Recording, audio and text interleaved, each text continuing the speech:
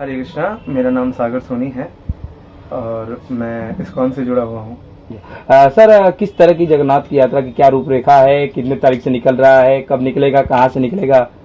तो पहले शुरुआत में मैं थोड़ा सा बताना चाहूँगा कि कैसे मैं जाना जगन्नाथ जी के बारे में। बचपन से तो मैं देखता था, मतलब ठाकुरबाड़ी में मंदिर है और भी जगह मंदिर है जगन्नाथ जी के विग्रह को, बट समझ नहीं पता था कौन है। लेकिन प्रभुपाद जी की कृपा के द्वारा, इस्कॉन के द्वारा मेरे को परिचय हुआ जगन्नाथ जी से कि कौन है जगन्नाथ जी, और वो जगत के नाथ है। और फिर धीरे धीरे मैं उनके बारे में जाना। उसी जैसे आज जगन्नाथ रथ यात्रा जो है वो बलिया में, वो 16 जुलाई से निकल रहा है जगन्नाथ रथ यात्रा। ये पूरे भारत में निकलेगा और ये पूरे भारत में नहीं, पूरे विश्व में निकलेगा। पूरे वर्ल्ड में, पूरे विश्व के जितने भी देश ले लीजिए, कम्युनिस्ट है हो, कैपिटलिस्ट हो, इस्लामिस्ट हो, पाकिस्तान हो, हर जगह जगन्नाथ रथ यात्रा निकलता है सिर्फ प्रभुपाद की कृपा से। ये मेरे को इस बार कितनी तारीख को निकल रहा है? इस बार 16 जुलाई को बलिया में भी एक भव्य जगन्नाथ रथ यात्रा निकल रहा है, जो कि रामपुर उदयभान से निकलेगा।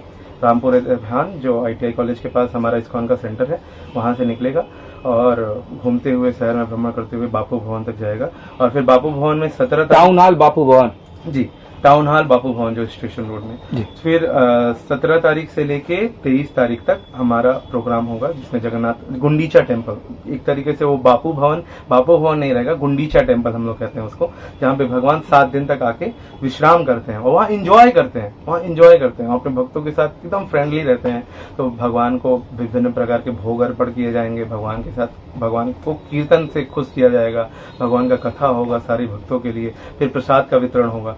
तो इस प्रकार के सारे और सांस्कृतिक कार्यक्रम भी होंगे। तो ऐसे 7 दिन तक विभिन्न प्रकार से हम भगवान, मतलब 16 तारीख से लेकर 24 तारीख तक। जी, ये 16 तारीख को सीधा रथ यात्रा है, 17 तारीख से 23 तारीख तक हमारा भगवान का गुंडीचा टेम्पल में फेस्टिवल्स है और जगन्नाथ मेला कहते हैं उसे। और 24 तारीख को फिर उल्टा रथ यात्रा, जो बापू भवन से निकल के शहर में घूमते हुए फिर ITI कॉलेज, वहाँ पे भी अपने विस्तार रामपुर उदयभान पे। बात की जाए सर, जो आप सहयोगी प्रतिष्ठान, आपके द्वारा काफी प्रचार प्रसार किया जा रहा है, कहाँ पे आपका शॉप है, क्या किसके द्वारा आप प्रचार कर रहे हैं? जी, हम तो बस निमित्त मात्र हैं, भगवान की कृपा से ही सब कुछ हो रहा है। वैसे मेरे शॉप का नाम हरिहर ज्वेलर्स है, ये मसाला गली मीना बाजार में है।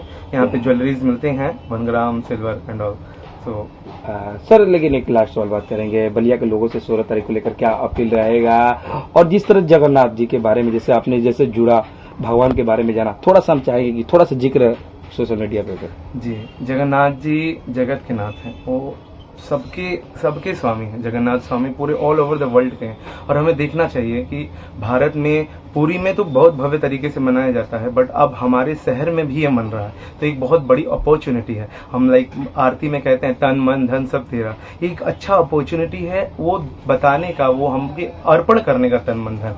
तन से भगवान के मंदिर में आने का, भगवान का रथ खींचने का, भगवान का कीर्तन करने का, मन से ऐसे कीर्तन करने का कि उसमें झूम उठने का, डांस करने का, और फिर धन से भगवान की विभिन्न प्रकार की सेवाएं करने का। तो इस प्रकार से हम अपने बिजी शेड्यूल में से एक दिन का समय तो निकाल ही सकते हैं, कम से कम सीधा रथ यात्रा, जब भगवान आ रहे हैं घूमने के लिए, तो हम भगवान के रथ को खींचें, भगवान को अपना शहर भ्रमण कराएं। हालांकि भगवान सब भ्रमण किए, और उनके कीर्तन में डांस करें, कीर्तन करें। जिस तरह बात कीजिए, अभी आप युवा पीढ़ी के हैं, जो इस समय के जो युवा है कहीं ना कहीं मोबाइल से लिप्त है, और आप एक ऐसे शख्स हैं जो भगवान में लिप्त है, सुबह से शाम तक केवल हरे कृष्णा हरे राम। आखिर अब कैसे अपने जीवन यापन में भगवान को लेकर इतना, आखिर भगवान में साथ रहने से कितना आपको शांति मिलता है? तो श्री गुरुदेव की कृपा से, प्रभुपाद की कृपा से मैं बताना चाहूंगा कि सारी चीजें टेम्पररी है। हम सब कुछ देखते हैं कि मोबाइल चलाते हैं 5 मिनट 10 मिनट 1 घंटा 2 घंटा रील चलाते हैं, बट स्टिल हमको उससे सेटिस्फेक्शन नहीं मिलता। हम कुछ भी करते हैं मटेरियल लाइफ में, तो हमें सेटिस्फेक्शन नहीं मिलता है। लेकिन जब हम भगवान की पूजा करते हैं तो हमें सेटिस्फेक्शन मिल जाता है। हम देखते हैं कि आज अमीर से अमीर भी परेशान है, गरीब से गरीब भी परेशान है। क्यों? क्योंकि वो कृष्णा कॉन्शियस से नहीं जुड़ा हुआ, भगवान से नहीं जुड़ा हुआ है। और हम अपने शरीर की आवश्यकताओं को पूरी करते हैं, जैसे आंख अच्छा देखना चाहता है, मुंह अच्छा खाना चाहता है, शरीर अच्छा भोग करना चाहता है, हम उसकी आवश्यकताओं को पूरा करते हैं। लेकिन हमें पता होना चाहिए कि हम उसकी आवश्यकताओं को कभी पूरा नहीं कर सकते। भूख लगता है, एक बार खाना खाते हैं, 1 घंटा तक ठीक रहता है, उसके बाद फिर भूख लगता है। इस प्रकार शरीर की आवश्यकताएं बार बार पड़ती रहती हैं। हमें अपने शरीर की आवश्यकताओं पर ध्यान देना चाहिए, नो डाउट, बट उसके साथ साथ आत्मा की जो जरूरत है, आत्मा का जो भूख है, उसे भी मिटाना चाहिए। और आत्मा का भूख बस एक ही भगवान के नाम से ही मिट सकता है। युवाओं के लिए आपका क्या संदेश रहेगा? युवाओं जो के- युवा कहीं ना कहीं जो अभी अपने मोबाइल से बताया कि 1 घंटे 2 घंटे रील देखते हैं लेकिन मन संतुष्ट नहीं होता है, तो उनके लिए क्या संदेश रहेगा? उनके लिए है कि आप हमारे सेंटर पे आइए, हमारे साथ भजन कीर्तन कीजिए, भगवान का गुणगान करिए, भगवान का कथा सुनिए। हमारे पास इस्कॉन का बस यही एक भव्य कार्यक्रम है, बट यही कार्यक्रम नहीं है, इसके बाद भी बहुत सारे कार्यक्रम हैं जो होते रहते हैं। हमारे सेंटर पे हर संडे को कार्यक्रम होता है, हर संडे को शाम को संडे फीस्ट होता है, जिसमें भगवान के कीर्तन, भगवान के कथा